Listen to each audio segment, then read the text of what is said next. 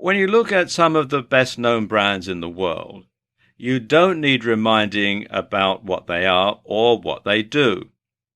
For example, what about this one? Or this one? Then there's this one, and their main rivals, this one. And even though, with one exception, none of these brands actually have the name of the company or the product in them, you can tell by looking exactly what the company is and exactly what they make. For example, you can tell just by looking at this collection which company makes running shoes and which company makes computer software. And in fact, if a brand is really successful, you only have to see its name or logo, even out of context, to be reminded about what the company does or what the product is. I mean, for example, take a look at this photograph here. Now, if you're familiar with the brand, you'll know that even though it's on the side of a racing car, it's got nothing to do with motoring, it's got nothing to do with motor racing at all. But you know exactly what it is. And if you live in a market where they don't sell this, I'll tell you it's an energy drink. But if you do live somewhere where they do sell this product, you'll know immediately exactly what it is just by looking at the brand.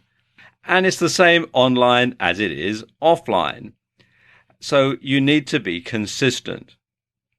So if let's say you're Sam Owen 101 on Facebook, and new video for you on Twitter, and new video to go on YouTube, and Sam Owen's video productions on LinkedIn, and new videos for you on Pinterest, well, nobody is going to know that you're the same person or the same business. Likewise, if your website has one color scheme and your Facebook page has another and your Twitter feed has another and you use a different logo on your letterhead than you do online, well, quite frankly, people are not going to take you seriously. So how can you be consistent? Well, really, this is something that you must do from the very beginning. So when you're just starting out, you need to decide on a business name. Now, of course, I suppose the obvious way is to just simply use your name, but that can be problematical if you ever decide to sell the business on to somebody else. You're also selling the rights to your name. So generally, if you plan on perhaps selling your business on later on, then using your name isn't a very good idea. What is a very good idea, though, is something that is descriptive of what you do. So if you make a particular product or you sell a particular service, then including that in your business name is a good idea. And likewise, you can also include keywords as part of your business name that will make it easy for search engines to find you, and it will sort of stick in people's minds that you are or your company is or does this particular thing, and it's a keyword that sort of lodges in their brain. Regardless, you should have something that's easy to remember, something that's not too convoluted, something that easily trips off the tongue, something that people can sort of lodge somewhere in their brain, and when they need your product, they need your service, they can simply think, yes, we can have so-and-so. Or, for example, you could have something cryptic. Probably the best example of this that I know is Nike, and Nike was the ancient Greek goddess of victory. So, of course, a bit cryptic there. They were sort of thinking, well, Nike, victory, wear our shoes, cross the finish line first, that sort of thing. Something else that you really do need to do is to make sure that nobody else is using it. If you go to a whole lot of trouble of setting yourself up with a business name and then you find that actually somebody else is using it, you're going to have to start all over again. You also want to make sure that it's not deliberately confused with another, more established business. And I'll give you a real-life example here. Here in the UK, there is a chain of pharmacies and drugstores called Boots, Boots the Chemist. And they are a regular presence on just about every high street and shopping mall in the country. Now, I know of this guy whose name was Booth, and he started a chemist shop. He was a pharmacist by profession, and he started a chemist shop, and he called it Booths the Chemist. Well, Boots the Chemist weren't very happy about this, and I'm told that they got him to change the name of his shop so that it couldn't be confused with theirs. So you do have to be very careful when choosing your business name that you can't purposely confuse it with another company. Something else you should do is to have the same color scheme. So you want to have the same color scheme on all of your social media sites. You want to have the same color scheme on your website, and also offline. If you run a bricks and mortar business, you want to make sure that your letterhead, that your signage, if you have a van, you want to make sure that it has the same colors as the rest of your business, so that you've got, a completely seamless association in the customer's mind between those colors and you. You also want to have the same logo, and this is very important because, like I was saying earlier in the video, people will associate the logo with you. So you need to make sure that it is the same across all social media sites. And it's a good idea to get it professionally designed. You can find someone to design a logo for you on Fiverr.com. That's Fiverr with 2 R's. And this is a site where people will do all sorts of stuff for $5 or for multiples of $5. And you can see here I've done a search for logo design, and there are quite a number of different people offering this particular service. You should also have the same handle or username on all of your social media. Like I was saying earlier in the video, if you're one name on Facebook and a different one on Twitter and a different one on Pinterest, then people aren't going to know that you're the same person or the same business. So it's a good idea to go through and register an account on all the different types of media, all the different social media platforms, even the ones that you don't plan on using. Primarily because this will stop other people from hijacking your name and trading off your goodwill.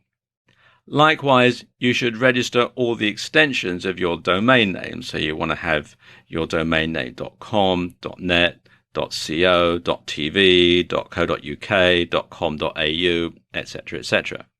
So finally, you want to get things set up so that whenever somebody sees your logo, hears your business name, or sees your handle, they'll automatically think of you. And then you know that they've become true fans.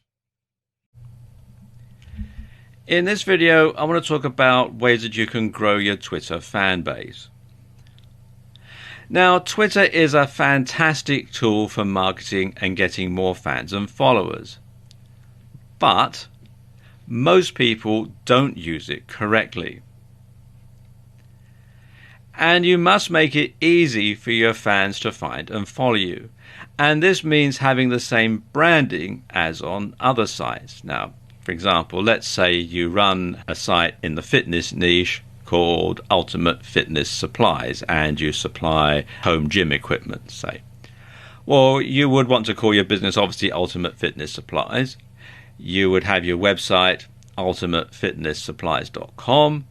On Facebook, you'd be facebook.com/Ultimate Fitness Supplies. On Twitter, you'd be at Ultimate Fitness Supplies, and so on. And you keep that up all the way across. Something else that you should do on Twitter, and it's very simple, but surprisingly people don't, is to simply ask people to follow you. And if you place a Twitter button on your website and ask people to follow you, well, that's usually enough. But if you find people still aren't signing up, it could be because of one or two things. First of all, either no one knows that it's there, so you'll need to make your sign up button a bit more prominent, or you're not providing enough incentive for people to want to sign up, and this can be a big problem. So instead of just leaving it to chance, why not say in the occasional blog post something like, to stay up to date with all our latest content and special offers, please follow us on Twitter. Or for exclusive special offers, follow us on Twitter. And then occasionally perhaps you might tweet a coupon code number to your Twitter fans that they can use to get a discount when they come to check out, if you have a shopping cart site, that sort of thing. So it gives people a really good incentive to follow you on Twitter because there's something in it for them, as well as being able to receive all your latest tweets. Now, something like this might just be enough to draw attention to your Twitter feed and get people interested. And this works even better in video, so if you occasionally vlog, be sure to ask people to sign up at the end of each video. And you can perhaps have a graphic that says, follow us on Twitter, and then your Twitter tag, etc. And once you have a decent number of followers, then you can use the option to have this number displayed. And this can be really powerful because people love to follow the herd. And you can create a follow button quite easily on this site, which is publish.twitter.com, and just simply enter your Twitter URL in here and follow the on-screen instructions. But of course, the best way to get people to follow you on Twitter is to simply deliver quality content that people want to read. But unfortunately, so many people get this one totally wrong. So let's look at these particular tweets. And let's say again that you're in the fitness niche. Something like this, do you want to get in shape faster? Try our hashtag chin up, hashtag bar, hashtag fitness, hashtag hypertrophy. Running in a marathon? Make sure your hashtag training, hashtag shoes are up to the task. We're offering a 10% discount to new clients for this month only. Sign up now at, and you've got the bit.ly URL there, hashtag deals. Our dumbbells come in a range of weights and sizes, hashtag dumbbells, hashtag weightlifting. You get the point. So what's wrong with this exactly? Well, it will be quicker to ask what's right with it. I mean, think about it. Would you follow that kind of a Twitter account? What would be the point? If you were an existing customer or fan, seeing adverts for something you were already using wouldn't offer much value. And if you weren't an existing customer, you'd probably be frustrated and annoyed by all the constant nagging. So the question you need to ask yourself is, what would your customers want to read? So put yourself in your customer's shoes, and seeing as we're on a fitness theme here, put yourself in their running shoes. What would they like to know about? Well, as you're in the fitness niche, you could provide fitness tips or workout advice, diet ideas, etc. If you run a blog on martial arts, then discuss moves and your favorite martial arts film. Think of each tweet as a mini product and try to ensure that the reader benefits from it in some way. Now, whether that's by being entertained or by learning something, it doesn't really make a lot of difference. Also, for business niches, industry news can also prove very popular. Another approach to take is a little less on the nose. Instead of directly discussing your niche, your industry or your service, you can talk about the lifestyle of people involved with your topic instead. Try and sell the idea that you're all part of a community and tweet about subjects that might inspire or subjects that your audience can relate to. And you don't have to come up with original material every time either. You can retweet tweets from other leading players in your niche.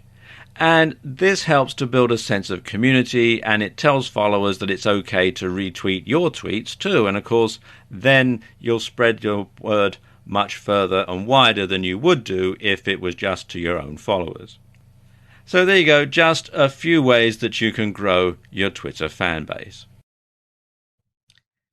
In this video, I want to give you some tips on building a massive YouTube following. Now, why is it that some YouTube videos get so many views they practically break the counter, yet others get seen so infrequently the page looks like Tombstone before the Outlaws ride in? And how come some YouTube channels have many thousands of subscribers and their video stats hit four figures within a few hours, whereas others might get 1 or 2 subscribers a year and their videos never get viewed 100 times before they get taken down? Well, there are a number of different answers to that question. And while you might not have as many views and subscribers as Gangnam Style, you can certainly build a solid following and get a decent number of views for your videos. The main determining factor for how popular your videos are going to be comes down to your niche, and some niches are more popular than others. In general internet marketing, the biggest niches are fitness, dating, self-help, and making money.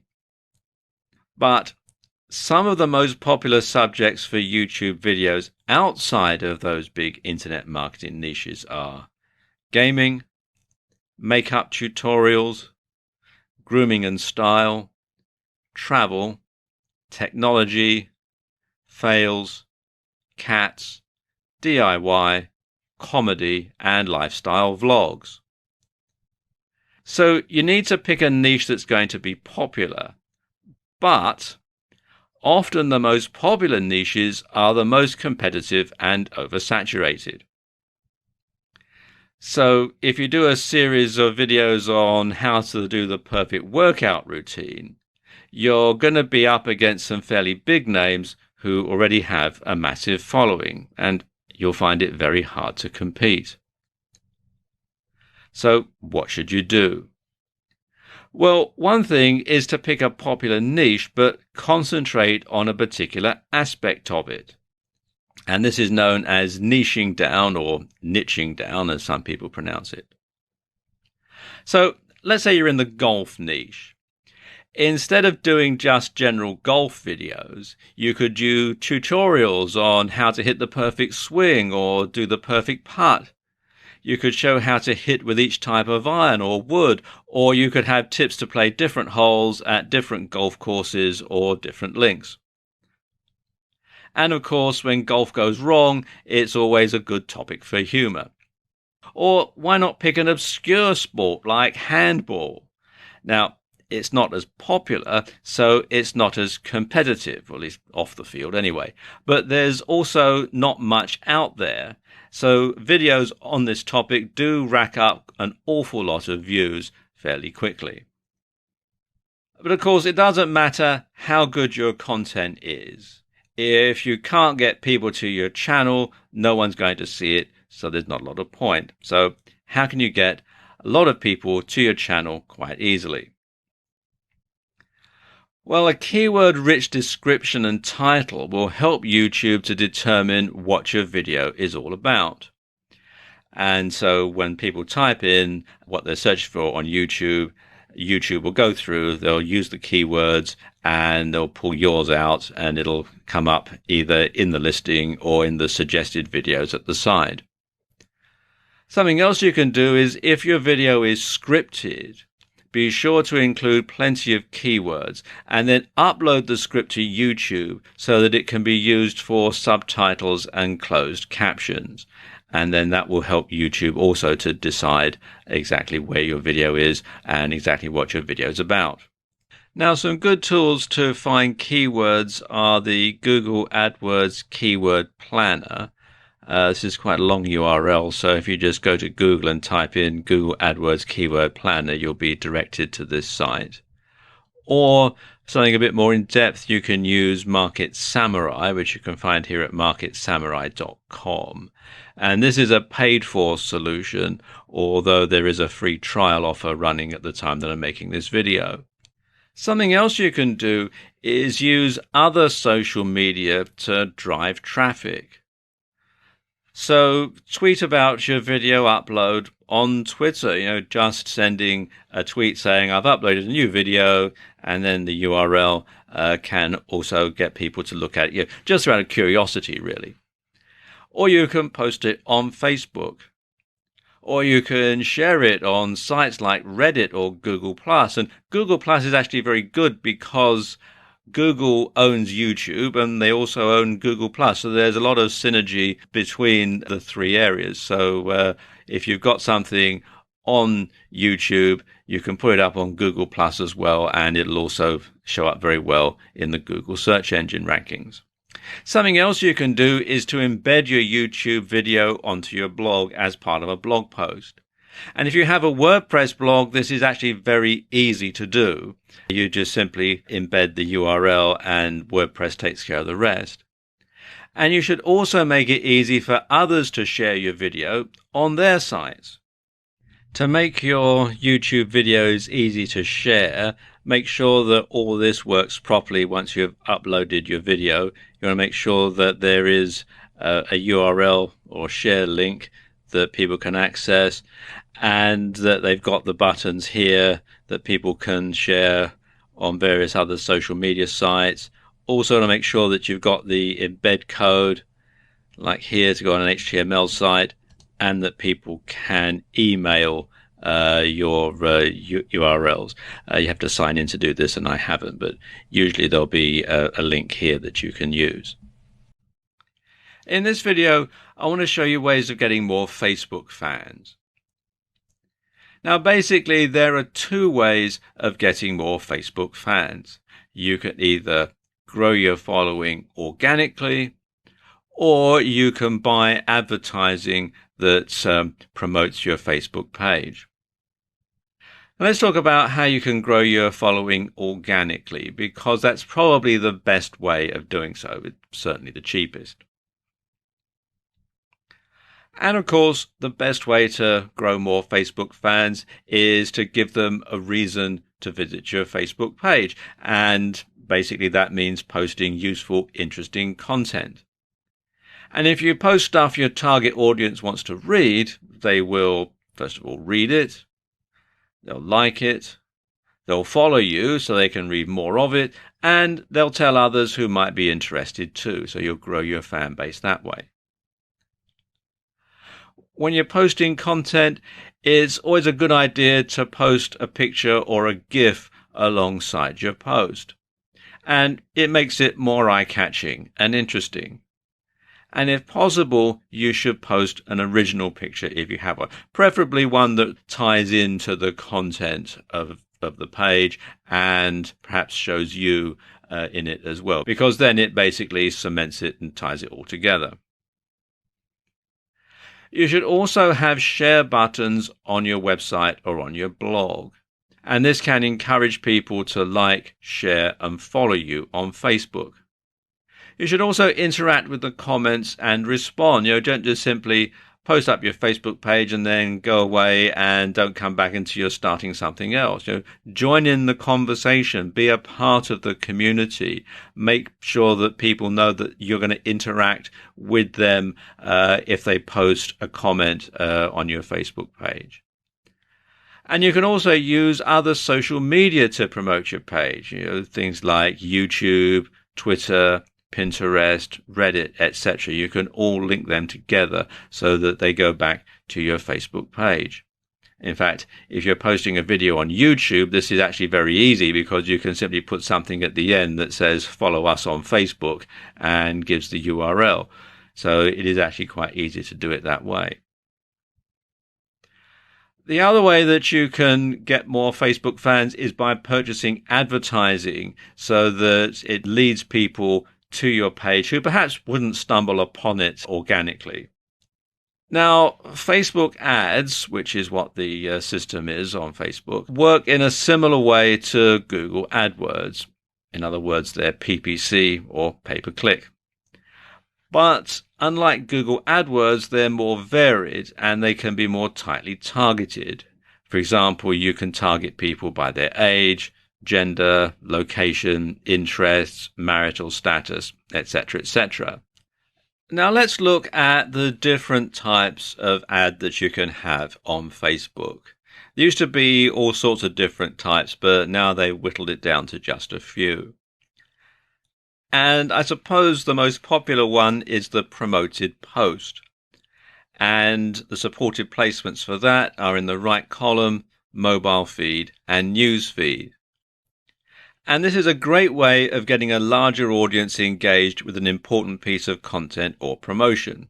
And for a set budget, you can boost a post which will increase its visibility in the feed of people who like your page as well as their friends. So again, it's going to get them right in front of the post that you want them to read.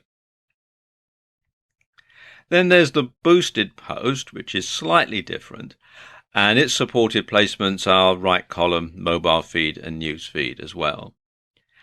And it's available to pages with 50 likes or more, and it's basically a simpler version of promoted posts. And you can choose fans of your page and their friends, or you can choose to select by targeting criteria. Then there's a domain ad, and the supported placement for this is the right column. And domain ads are essentially adverts that appear in the sidebar and point directly to a website that you're hosting, so you can go straight to your website. And these are perhaps the simplest form of ads and are composed of a simple heading and a block of text. And it's a bit like Google AdSense, if you're familiar with that type of advertising, AdWords, AdSense. Then there's the multi-product. And this is placed in the newsfeed and the mobile newsfeed. And multi-product ads, as you would expect, display multiple items on a slideshow type display that lets users browse and shop right from Facebook. And this is incredibly powerful for e-commerce stores, and it means you're really only posting one ad to promote a whole range of products. Then there's the page like, and this supported placements for this one is the right column, newsfeed and mobile newsfeed. And this is an advert for your Facebook page, essentially. And with these, you're trying to increase your number of likes so that you can generate a bigger audience to market to. Then there are video ads, and the supported placements are the right column, newsfeed and mobile newsfeed. And video ads let you showcase a video. And these are good for getting likes, and they're powerful for video marketing. Then there are app ads, and the supported placements are the right column and the newsfeed. And if you have built a branded app for Facebook, then this is how you can promote it and encourage downloads. Then there's an event ad. Now, these are in the right column, newsfeed and mobile newsfeed. And they, as the name would imply, allow you to advertise events. And this can be useful for increasing interest for a company launch event, for instance, or a conference, or if you've got a bricks and mortar store and you're running a special event or a promotion, then you can use this to tell people about it. And finally, there's an offer. And the supported placements are the right column, newsfeed and mobile newsfeed. And an offer advert is useful for companies who want to market a special offer. And anyone who clicks on your ad will be emailed a code that they can use in order to redeem your special offer. And this is great for encouraging sales. And all of these different ways will help you to build your fan base, because even if it's something like an offer ad, people are going to know about your Facebook page, and you can encourage them to like you and follow you and so on. So this is just a few ways that you can build your Facebook following, build your Facebook fan base. Instagram and Pinterest are often overlooked by marketers, which is a big mistake, because you can actually generate a lot of traffic and sales from these particular two types of social media. Now, for the uninitiated, I better explain that Instagram and Pinterest are picture-based media. And they cater mostly for a female audience and are generally reached via smartphones. So let's look at each of these in a bit more detail. First of all, Instagram. Now, Instagram is an app that's growing in popularity. It has over 300 million users, and it's adding more every day. Now, at its most basic, Instagram is an image sharing app, and a fairly low quality one at that. But that's not to say it can't form a key part of your social media strategy. In fact, some really big companies are using Instagram to get their message across. Companies like Sharpie, Starbucks and Target, to name but a few. And sports teams like the LA Clippers basketball team are heavy Instagram users too. And there are two good uses that you can put Instagram to. One is influencer marketing, and the other is local marketing. Influencer marketing means you find someone who already has a large following on Instagram and has established themselves as an authority. And these people will have the ability to sway the opinions of a large group of followers, which of course is where you eventually want to be. So instead of spending months or years trying to reach this point, why not piggyback on the success of someone who's already got there? Or to put it another way, why not see if you can't get someone to post on your behalf to their audience?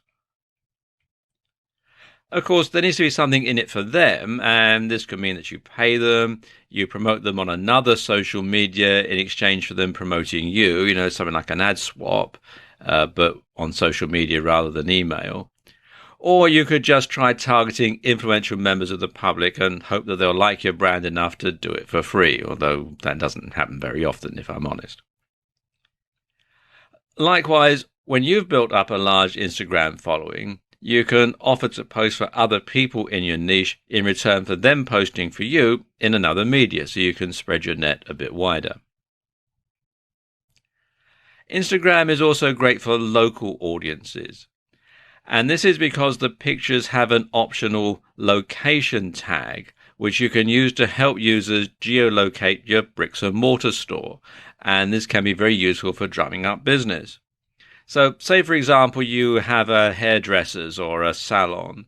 You could ask your clients if you could take a photo of them with their new hairdo and post that on Instagram, and ask them to do the same if they have an Instagram account. So you're going to spread the word out to all their friends and followers. Now, Instagram is a perfect match for Twitter, as the two sites use the same type of hashtag, and it's easy to link an Instagram photo into a tweet. Then let's talk about Pinterest, because Pinterest is slightly different. It's still based around pictures, but they use it in slightly different ways. Essentially, Pinterest works by creating mood boards, and a mood board is essentially a collage made up of images and other materials that you've either created yourself or you've found on the web. For example, one of the most popular types of boards that users will create are wedding boards. And when an engaged couple begin planning their wedding, they'll often start by creating a Pinterest board and then looking for inspiration. They'll look at boards created by other users and search for ideas for wedding dresses, wedding locations, table decorations, wedding cakes, suits, etc. Or they may create separate boards for each of those things. And there are many ways that Pinterest gets used by marketers. For example, you could showcase a new web design or app UI. You could have ideas for interior design. You can put together inspirational images to get people to keep fit if you're in the fitness niche. You could have things like moves or goal physiques, etc. You can keep customers updated with your brand in a more visual way. You could perhaps, if you have a clothing site, you could have fashion and outfit ideas. If you're a tattoo artist, you could showcase tattoo ideas and much more. Now, beyond the basic features, there are also some more advanced options and tools on Pinterest that are going to be especially useful for marketers. And one of them is rich pins. Now, rich pins, as it says here on the page, are pins that include extra information right on the pin itself. And there are 6 types of rich pins. There's app, movie, recipe, article, product, and place. And if you come here to this page, business.pinterest.com/en/rich-pins, you can see it explains all about them, and you can click the links to get more information in detail on all of them. Finally, Pinterest also provides a large amount of analytics data. Now, to get this, you'll need to convert your personal account to a business account, and at the same time, you'll need to verify your account. From there, you'll be able to see what pins are getting pinned from your website or your blog. This in turn lets you see which content is really performing well and engaging your audience. And there are other advantages of making this switch too. Can you promote your blog or business with a personal account? Well, of course you can, to an extent, but there are some considerable advantages of making the switch. To start with, Pinterest actually requires you to make your Pinterest account a business one if you intend on using it for profit. A brand new feature of Pinterest is Pinterest Ads. And as the name would suggest, it enables you to actually buy advertising on the Pinterest platform. And this is brand new, so not very many marketers are using it at the moment. And you can find out more at ads.pinterest.com. So there you go, just some ways that you can use Instagram and Pinterest in your marketing mix. LinkedIn is a much smaller social network than the likes of, say, Facebook. But that's its strength. You see, LinkedIn is exclusively for businesses and business people. Here are a few stats. 1 out of every 3 professionals is on LinkedIn. LinkedIn is the world's largest professional network and gives you access to the largest group of influential and successful individuals anywhere. As of 2015, the last year of which statistics are available, LinkedIn had 364 million members. And LinkedIn continues to grow rapidly. At the same time the previous year, the site had 296 million members. LinkedIn has members in over 200 different countries, and it's one of the oldest social networks, having been formed in December 2002. So even if you're not in a business niche per se, it still makes sense to be on LinkedIn. And you can target business people for leisure niches and big ticket items, and you can network with other marketers. And that's LinkedIn's biggest strength. It's a network. It's a tool for self-promotion, giving you access to a gigantic network of contacts operating within your field, and it gives you the means to reach them, to work with them, and to be seen by them. Now, when it comes to marketing, you can use LinkedIn to increase awareness, to build brand loyalty, to create a more professional impression for your brand and for your services or your products, to promote a website and gain SEO or social media marketing benefits, to find potential clients and customers, and to build leads and keep in contact with them. So when it comes to creating your LinkedIn strategy, well, the best place to start is actually the beginning. So if you haven't done so, come over to linkedin.com and sign up. And the first thing that you'll need to do is create a profile. And there are 2 types of profile that you can create on LinkedIn. The first is your own professional profile, which would be a profile for you specifically. And the second is the profile that you'll create for your business, which is where you'll promote your brand instead of yourself. Now, to begin with, you'll want to start your personal profile on LinkedIn. And what this is going to do basically is act as a springboard for your other activities. And so the idea is to sell yourself and make yourself look professional and accomplished while you're doing so. Now, I won't go through the entire procedure here as it's pretty straightforward. Nevertheless, it's best to write everything out ahead of time on your word processor so that it reads well and it places you in the best possible light. Now, your profile is basically your CV or resume online, so you need to be consistent and make sure that what you say stacks up.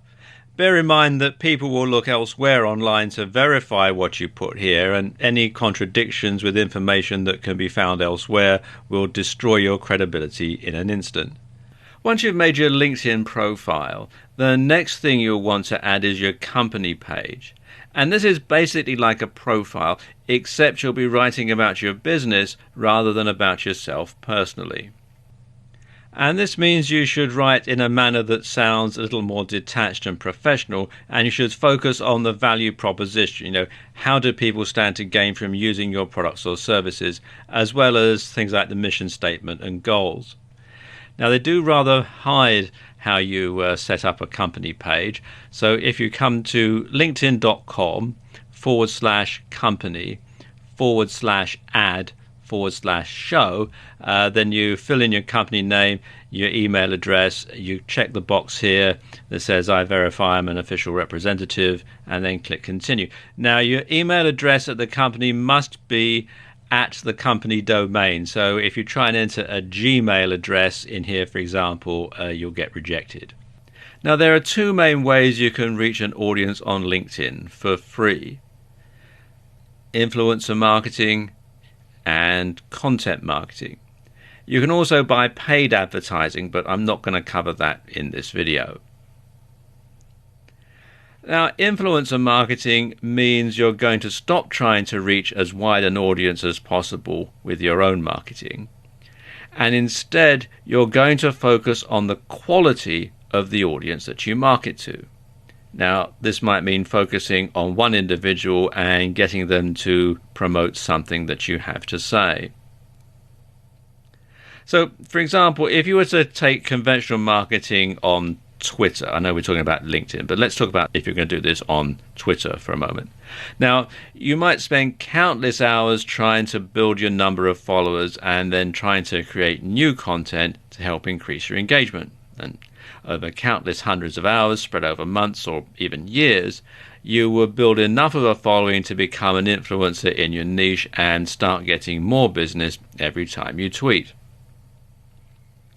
Well, with influencer marketing, you skip this step. Instead, you focus on creating a relationship with someone who already has a huge amount of influence. Now, let's take Bill Gates, for example. If you could somehow reach Bill Gates and get him to tweet about your product and to include your Twitter username, you would certainly get thousands of new followers overnight and gigantic sales for your products or services. So in other words, you could leapfrog all of the competition by going directly to a key influencer who has the ears and hearts of your audience. And this way, a single retweet, guest post or shout out could be of an order of magnitude more effective than hundreds or even thousands would regularly be. The problem is Bill Gates probably doesn't want to shout out for you on social media, and you probably have no means of reaching him anyway. People like Mr. Gates get spammed by hundreds, if not thousands of people every day, and probably have an army of minions to wade through it all for them. Only the really important messages from people that they know and trust get through. And here's where it's easier to contact people via LinkedIn, because this is where LinkedIn's degrees of separation come in. If you could find someone who knew someone who knew someone who knew Bill Gates, you would be connected by 3 degrees of separation. And like I was saying earlier, this is where the fact that LinkedIn is a network can be very helpful, because anyone who is connected to you by 3 degrees of separation or less will show how you're connected to them when you view their profile and when they view yours, of course. So you'll be able to go onto LinkedIn and see the people you need to go through to get an introduction to Bill Gates. And what's more, if you're connected by someone with 3 degrees or less, you'll be able to send them InMail. Now, this is a message they'll receive in their LinkedIn inbox, which statistically has a good chance of being opened. And suddenly it becomes all the more possible that you could reach a big influencer in your niche. And then there's content marketing. Now, like influencer marketing, it's an incredibly powerful marketing tool. In fact, content marketing is considered the natural evolution of search engine optimization, and it's now an integral part of almost every business's marketing strategy. And content marketing means putting high quality articles onto your blog and posting them on LinkedIn to share with your connections. It also means joining groups and participating in the discussions. Now, don't use these as tools for direct selling, because that's going to be a real turn-off.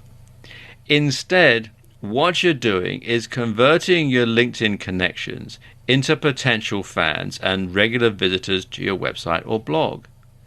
And this might also lead to some people signing up to your mailing list or even becoming direct customers or clients if your site is good at converting.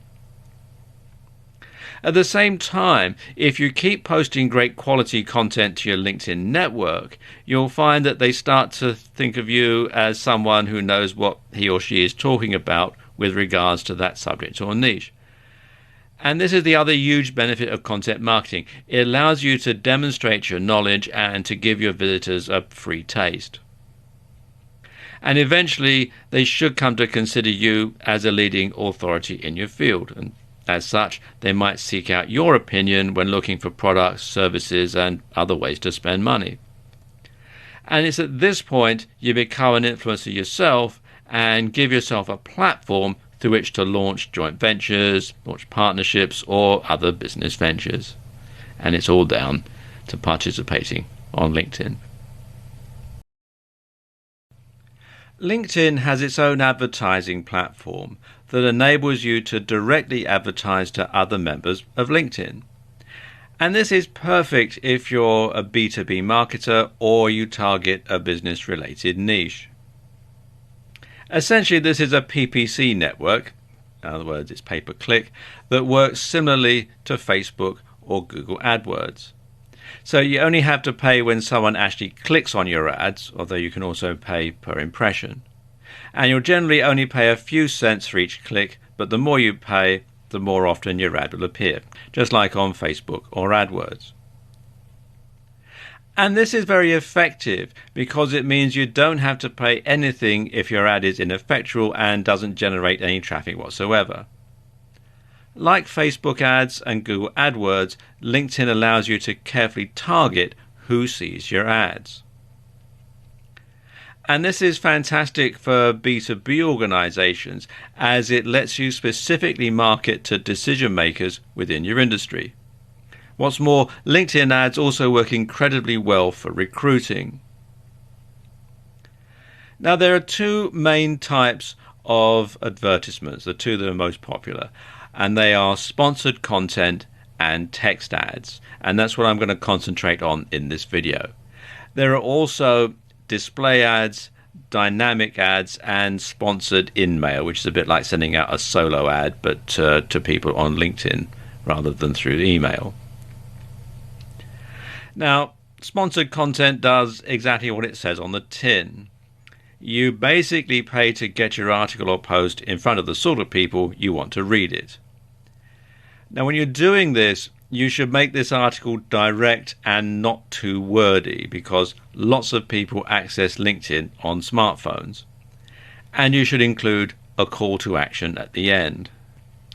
Now, don't make it a blatant sales pitch, though, or you'll just put people off reading it.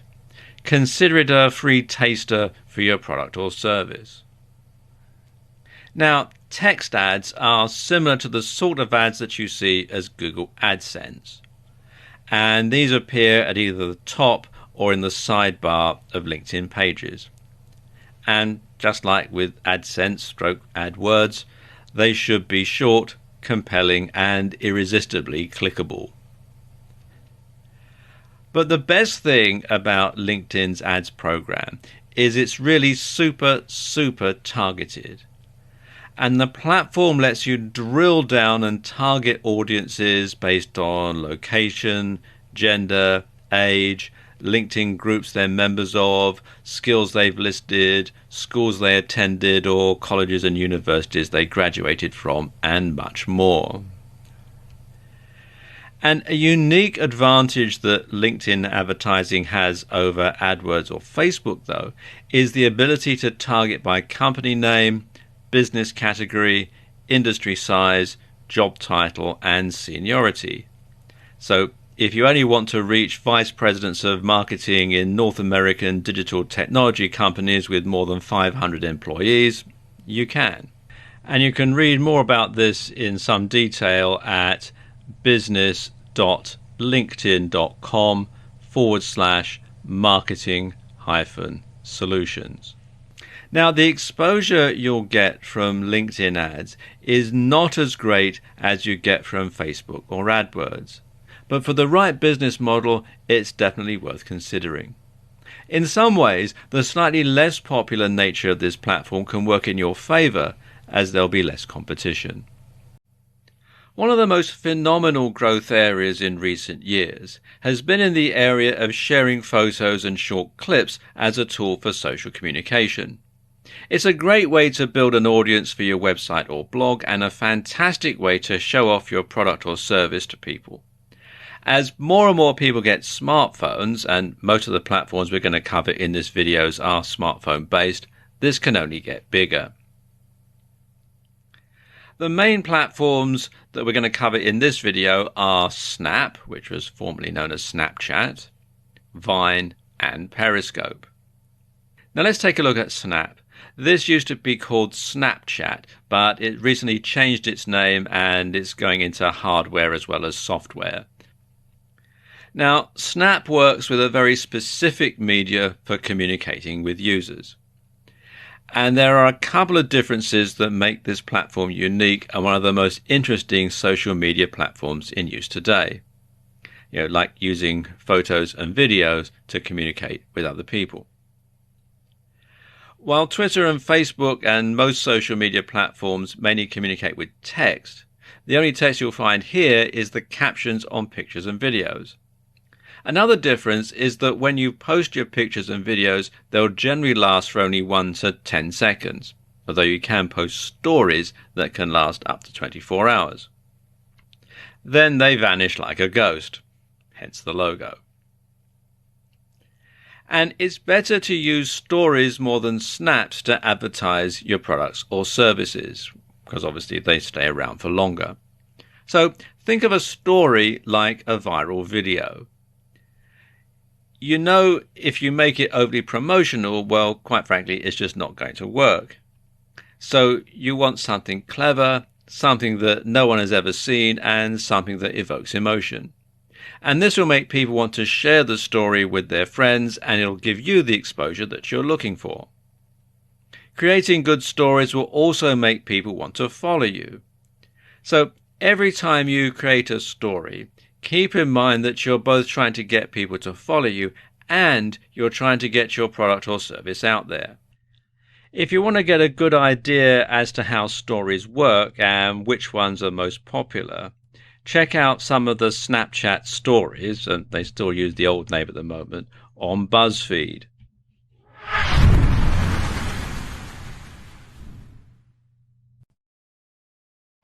Breaking news. Snap Incorporated is releasing a new piece of hardware, Snap Spectacles.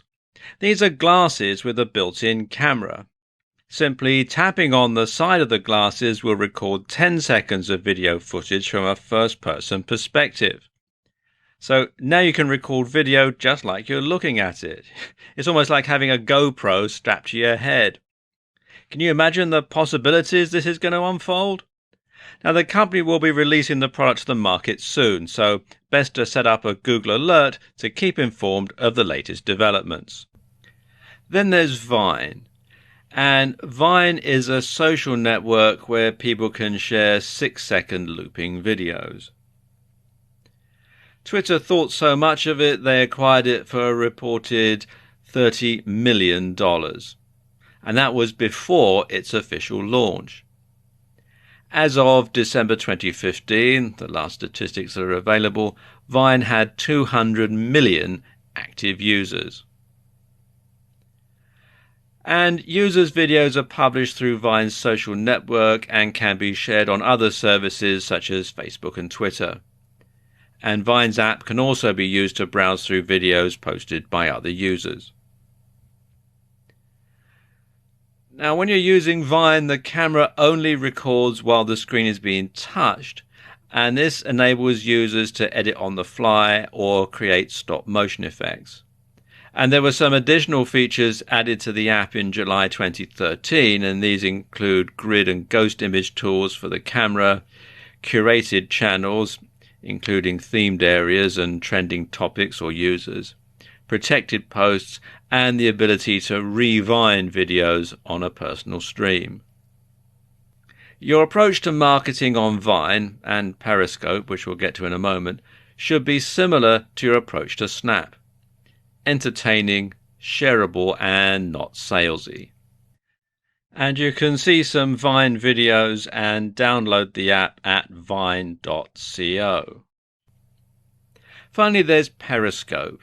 Now, Periscope is similar to Vine insofar as it streams short videos. The key difference is that Periscope streams videos live.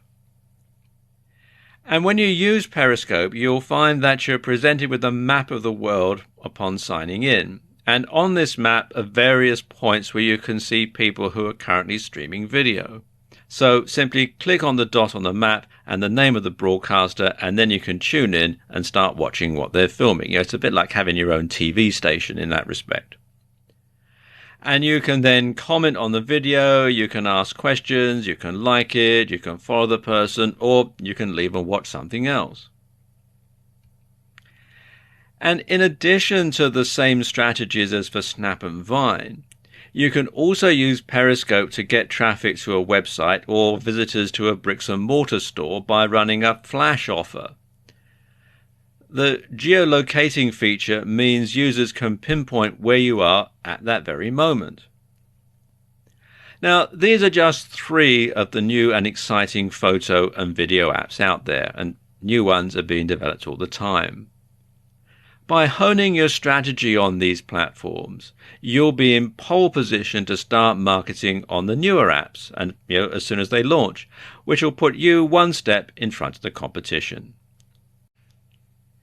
In order to get the best results from your social media marketing efforts, you must be everywhere and post to more than one social media platform at a time. And this can be accomplished in several different ways. You can spend some time each day on social media, but give your attention to a different platform every day. So, for example, you could update Facebook every Monday, tweet to Twitter every Tuesday, pin to Pinterest every Wednesday, upload a video to YouTube every Thursday, log in to LinkedIn every Friday, snap a story on Snap every Saturday, and collapse into a heap on Sunday. There's got to be a better way. Well, there is. You can post the same or similar content to more than one social media platform at a time. And this can help spread the word about you, your products or services, and you can save yourself a ton of time in the process. For example, you could download videos from Vine or Periscope, edit them together, and then upload the result to YouTube. Not only will you be able to get more subscribers and views to your YouTube channel, but you'll also be able to reach an audience that doesn't own a smartphone, and therefore wouldn't have seen them on those other platforms. Downloading these videos is easier than you think. Just go to Vine Video Download, which is www.vinevideodownload.com, or Scope Down, which is www.downloadperiscopevideos.com, and follow the on-screen instructions. It's all really quite straightforward. When you post an article on your blog, rewrite it slightly and upload it to your Facebook page and to LinkedIn. You'll need to rewrite it so you don't get hit with a duplicate content slap on Google, but by writing it ahead of time in your word processor, this can be accomplished quite easily. Twitter and Instagram have similar hashtags, so when you post a new picture to Instagram, tweet about it on Twitter. You can also pin the picture onto your Pinterest board. 3 social media sites covered in just a few minutes. You can also post your latest tweets on Facebook, or use them as a comment in a LinkedIn group, although of course you must make sure that it is relevant. By doing it this way, you can save time and effort and spread the word about you, your products or services much wider and much quicker. Your blog should be the hub of your social media strategy. I'll explain why in this video. There are a number of reasons why you should do this. First and foremost, everyone should be able to access your blog regardless of what operating system they're using and regardless of whether they're using a PC, a tablet, an iPhone or an Android device. Everybody should be able to get to your blog page regardless. So once you've got people to your blog, you can then point them in the direction of your various social media platforms. And if you have a WordPress blog, this is particularly easy as there are a number of plugins you can get to integrate social media. First and foremost, though, you should host your own blog on your own domain and on your own web server account. And this gives you more control than hosting on WordPress.com. So let's talk about integrating Twitter and your blog. Now, there are 2 ways that you can sync your Twitter account and your blog. You can incorporate a feed of your latest Twitter tweets into your blog sidebar, or you can automatically let Twitter followers know that you've updated your blog with a new post. For the former, you can use the Twitter Feeds plugin. Now, each time you post a tweet, it will automatically be displayed on your blog, which has the added bonus that your blog content will change slightly and Google will treat it as new content and update its rankings in the SERPs accordingly. For the latter, you can use the WP to Twitter plugin, which will send a tweet to your followers to let them know that you've just made a new blog post. And both of these plugins can be installed from within the WordPress dashboard, and they're both free. And the same goes for Facebook. With the Facebook Auto Publish plugin, you can publish posts automatically from your blog to Facebook. You can publish your post to Facebook as a simple text message, a text message with an image, or as an attached link to your blog. And the plugin supports filtering posts based on custom post types as well as categories. And again, this can be installed from within the WordPress dashboard. Embedding a YouTube video into your blog is easy. To embed a YouTube video into your WordPress blog is very easy.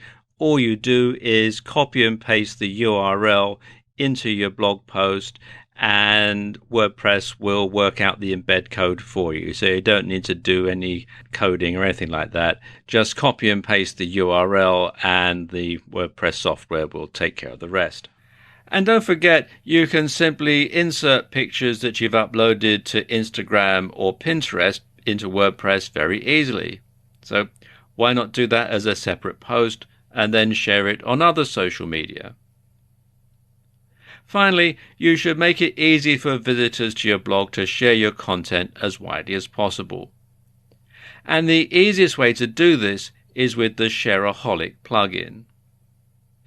And the Shareaholic plugin basically puts a bar at the bottom of every page and every post on your WordPress blog, although you can set it up so that some things like, for example, your shopping cart, if you have a shopping cart site, don't get shared.